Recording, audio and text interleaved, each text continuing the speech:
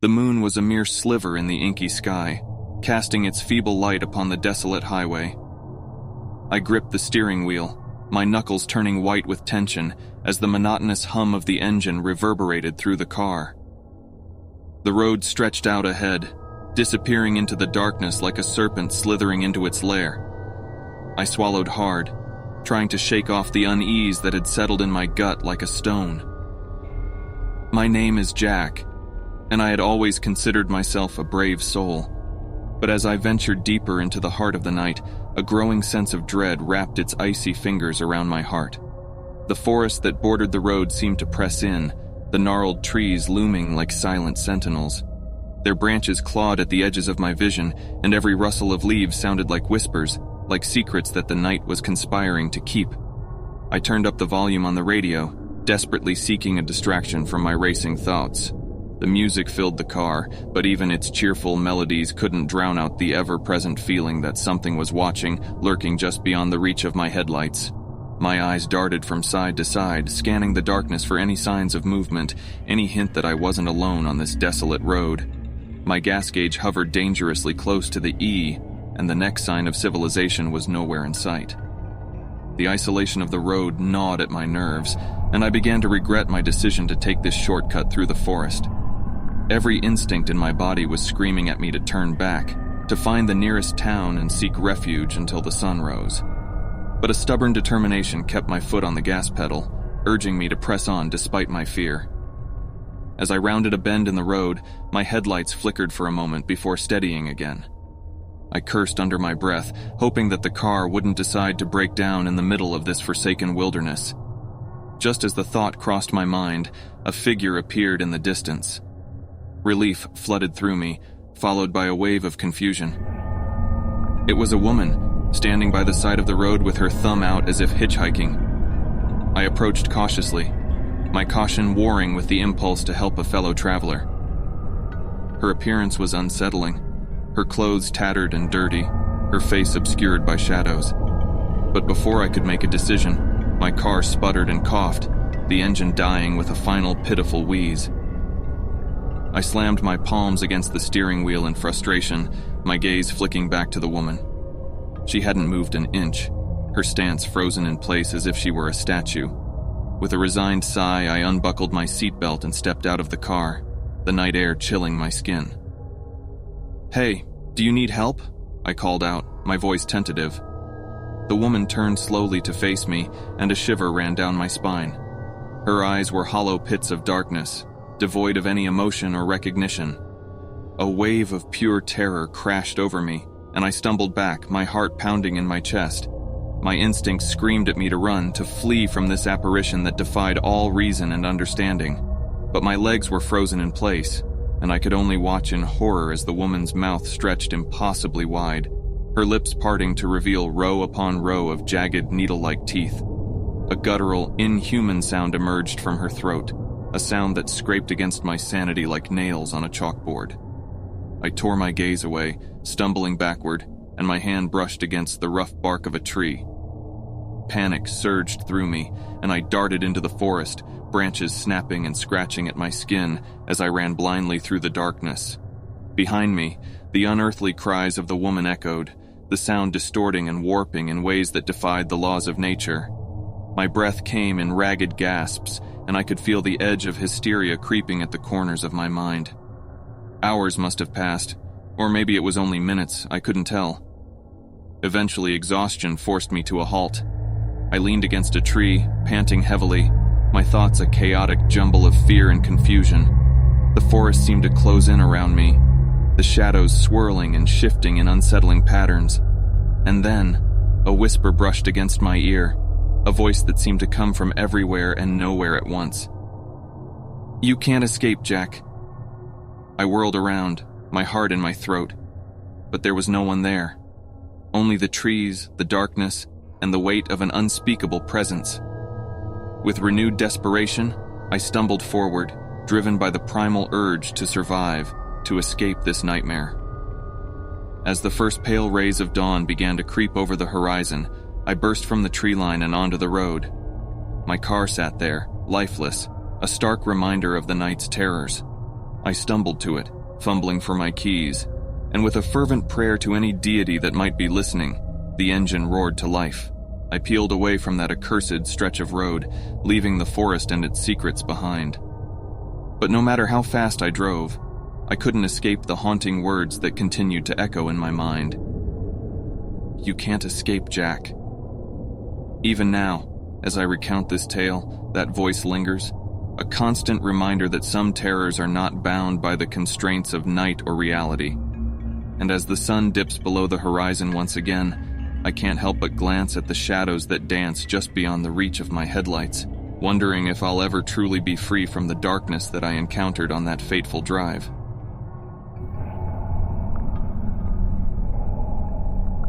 The engine's low hum echoed through the silent night as I gripped the steering wheel, my knuckles turning white under the dim glow of the dashboard lights. The road stretched out before me, a narrow ribbon of asphalt disappearing into the inky abyss.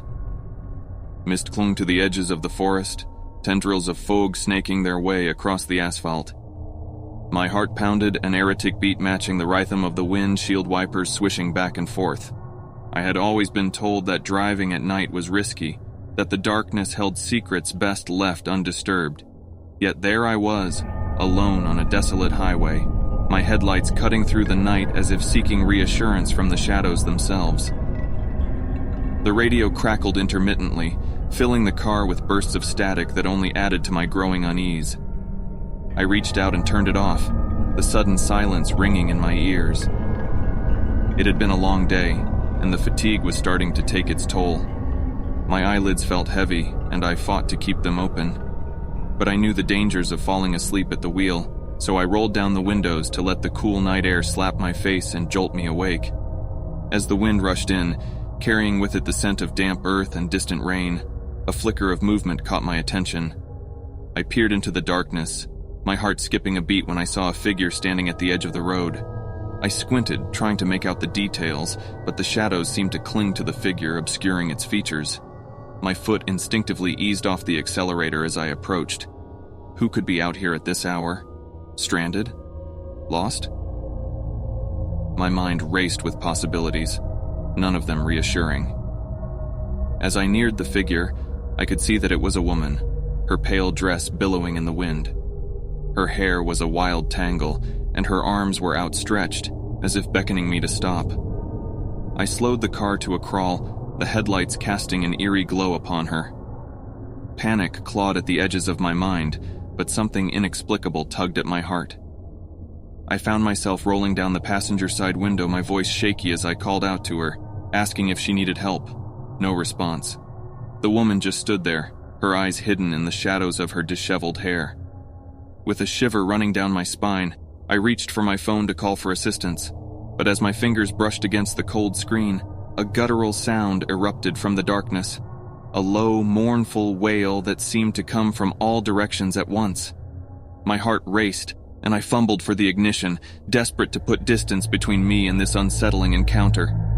The engine roared to life, and I was about to speed away when I glanced into the rearview mirror.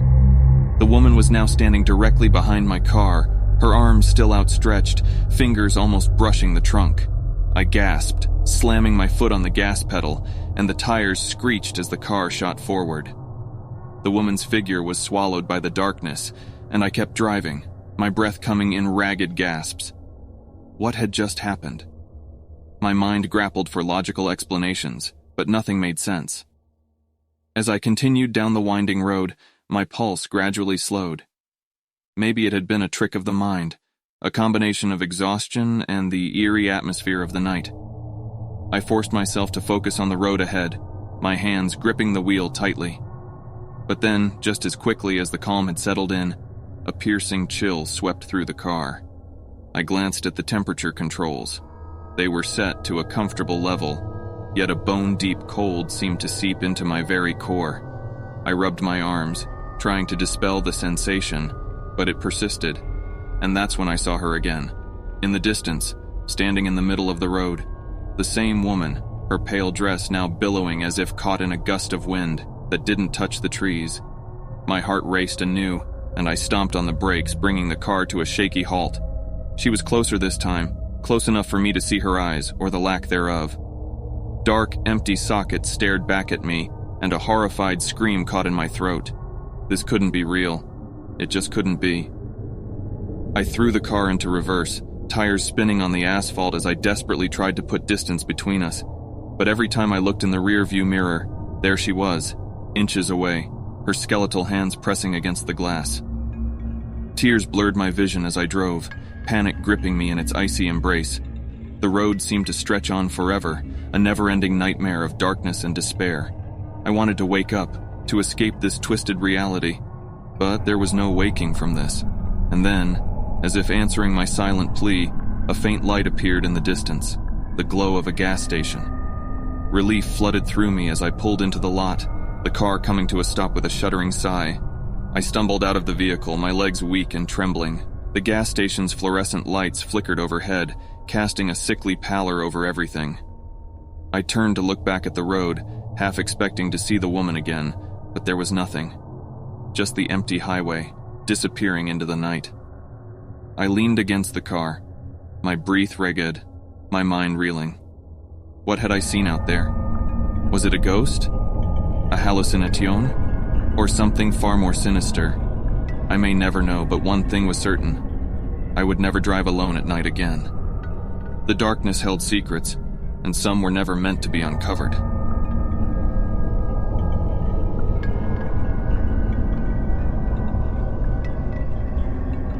The moon hung low in the night sky, casting an eerie silver glow on the empty highway ahead.